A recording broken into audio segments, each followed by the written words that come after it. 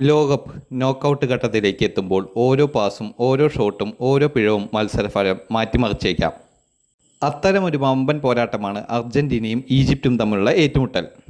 Argentina നിലവിൽ ഏറ്റവും നന്നായി ആക്രമണ ഫുട്ബോൾ കളിക്കുന്ന ഒരു ടീമാണ് അർജന്റീന.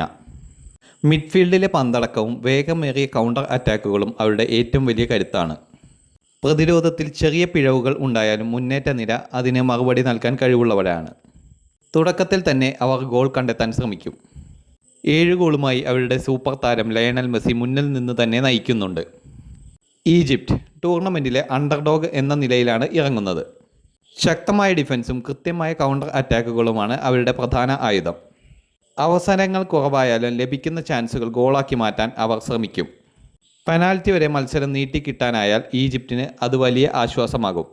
നാളത്തെ കളിയിൽ ഏറ്റവും ശ്രദ്ധിക്കേണ്ടത് ആദ്യ 20 മിനിറ്റാണ്. ആ 20 മിനിറ്റാണ് നിർണായകം. ഈജിപ്ത് പ്രതിരോധത്തിൽ ഉറച്ചു നിൽക്കുകയാണെങ്കിൽ അർജന്റീനയ്ക്ക് സമ്മർദ്ദം കൂടും. മത്സരം അധിക സമയത്തേക്കോ പെനാൽറ്റിയിലേക്ക് പോകാനുള്ള സാധ്യതയും തള്ളിക്കളയാനാവില്ല. എൻ്റെ പ്രവചനം, അർജന്റീനയാണ് ഫേവറേറ്റുകളായി ഇറങ്ങുന്നത്. എന്നാൽ നോക്കൌട്ട് മത്സരങ്ങളിൽ ചെറിയൊരു പിഴവ് പോലും വലിയ തിരിച്ചടിയാകാം.